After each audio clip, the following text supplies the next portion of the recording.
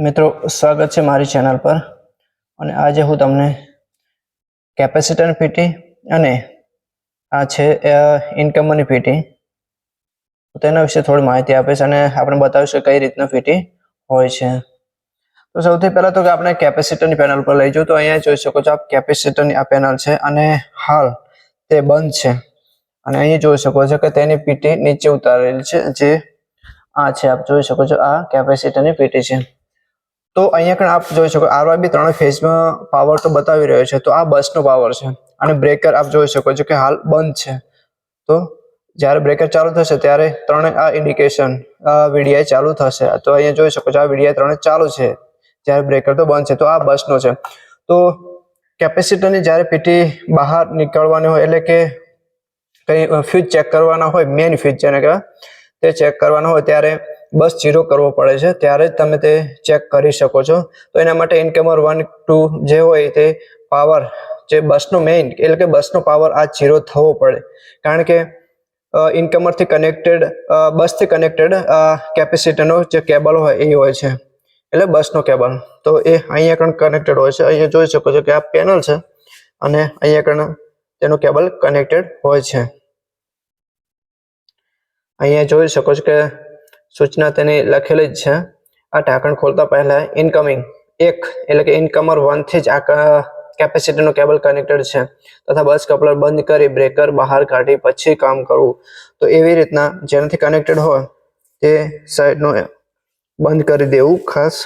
તો આ બસ થી કનેક્ટેડ છે એટલા માટે અહીંયા એલઈડી ચાલુ છે આરવાઈબી 3 વીડીઆઈ ચાલુ છે તો એની ખાસ તકેદાર રાખવી કે બસ 0 કર્યા બાદ જ તેની પીટી બહાર કાઢવી। તો હવે આપણે पीटी पर लई जाओ तो अहीं जोई सको छो आ छे केपेसिटरनी पीटी। तो जोई सको कंईक आवी रीतना 3 फेजनी पीटी होय छे आप जोई सको छो अने आ 3 फेज सामे कनेक्ट थता होय छे जे आपने बतावी दो के कई जगह कनेक्ट थाय छे। तो अहीं जोई सको छो 3 फेज अहीं आरवाईबी 3 फेज अहीं कनेक्ट थता होय छे जे फ्यूज द्वारा कनेक्ट थाय छे कारण के अहीं आप जोई शको छो तेनो फ्यूज जे अहीं आ ढक्कण अहीं कण आवी रीतना कनेक्ट थतो छे सामेनी साइड आरवाईबी 3 फेज में। तो अहींनो आ आवी रीतना खोलता अहींथी फ्यूज निकळे छे फ्यूज ने एक वखत आप प्रेस करशो એટલે फ्यूज बहार आवशे कारण के अंदरनी साइड एक स्प्रिंग होय छे जेनाथी फ्यूज लागेल होय छे जेथी प्रेस करशो એટલે बहार आवशे। तो आप जोई शको छो तेनो फ्यूज छे केपेसिटर पीटी नो मेन फ्यूज जेने कहेवाय कारण के एक अंदर पेनल नी अंदर आवे एक अहीं कने आगळनी साइड आप जोई शको छो ए आगळनी साइड छे अने आ मेन फ्यूज कहेवाय जे 11 केवी अने एना एम्पियर छे 3.15। तो આવી રીતે તેના फ्यूज होय छे જ્યારે सेम टू सेम अहीं જોઈ શકો છો આ ઇનકમની પીટી છે તેના પણ फ्यूज અહીંયા કનેક્ટેડ હોય છે ઉપરની સાઈડ આવી રીતના કનેક્ટેડ હોય છે आप જોઈ શકો છો ત્રણે। तो आ रीतना इनकमर फ्यूज लगता हो इनकमर पीटी आ 3 फेज आरवाईबी 3 जे पेनल अंदर कनेक्ट थता हो।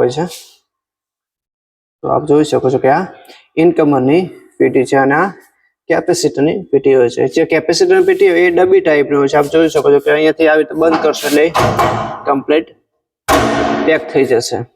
જ્યારે इनकमर पीटी है एक आ रीते खुली ज रहती होय छे अने कैपेसिटर पीटी ने आगळ पण फ्यूज आपेला छे जे आप जोई शको छो अहींया कण जोई शकाय छे त्रणेय। तो आरे आ छे ए बहारथी पण चेक करी शकाय ज्यारे पेनल पर आ पीटी लागेली होय छे त्यारे परंतु आ जे मेन फ्यूज छे ते बस 0 कर्या बाद ज चेक करी शकाय छे। इनकमर पीटी आ टाइप नी छे जोई शको छो आरवाईबी 3 फेज नी ज्यारे आना इनकमर एना तेना फ्यूज छे इनकमर ना पीटी ना तो ते पेनल नी अंदर थी चेक करवाना थाय छे अने आप जोई शको छो के तेनी नेम प्लेट आपेली छे इनकमर नी पीटी नी जोई शकाय छे। હવે ત્યારબાદ સહેલાઈથી પીટી ને અંદર પેનલ અંદર નાખી શકે તેના માટે आप જોઈ શકો છો કે व्हील आपेला छे અને તેવી જ રીતે અહીંયા પીટી કેપેસિટર છે તેને પણ નાના નાના વ્હીલ આપેલા છે. તો મિત્રો આવી રીતના કેપેસિટરની પીટી અને ઇનકમરની પીટી હોય છે. જ્યારે તેની પીટીની ડિટેલમાં માહિતી આપણે નવા જ વિડીયોમાં તેની અંદર જણાવીશ કે કઈ રીતના કાર્ય કરતી હોય છે કેપેસિટરની પીટી કેપેસિટરમાં તેમજ ઇનકમરની પીટી ઇનકમરની અંદર. તો મિત્રો અને પીટીનું ફૂલ ફોર્મ થાય છે પોટેન્શિયલ ટ્રાન્સફોર્મર, જે વોલ્ટેજ મેજર કરતી હોય છે. જ્યારે સીટી આવે છે તે કરંટ મેજર કરતી હોય છે. તો આપણે પીટી છે આ તો એ વોલ્ટેજ મેજરિંગનું કાર્ય કરતી હોય છે. જ્યારે કેપેસિટરની પીટી જ્યારે કેપેસિટર પેનલની અંદર એટલે કે જ્યારે પણ કેપેસિટરની પીટી રહી એ કેપેસિટરની અંદર ન હોય તો કેપેસિટરનું બ્રેકર ચાલુ થઈ શકતું નથી, એવો ઇન્ટરલોક આપેલો હોય છે. એટલે કે જ્યારે પણ કેપેસિટરની પેનલ એટલે કે તેનું બ્રેકર આપ પીટી વગર ચાલુ કરશો તો તે ચાલુ થઈ શકશે નહીં. ધારો કે આ કેપેસિટર પેનલ છે તેનું બ્રેકર આપણે હાલ ચાલુ કરવું હોય તો તે ચાલુ થઈ શકશે નહીં, કારણ કે તેની પીટી અહીંયાથી આપણે નીચે ઉતારેલી છે.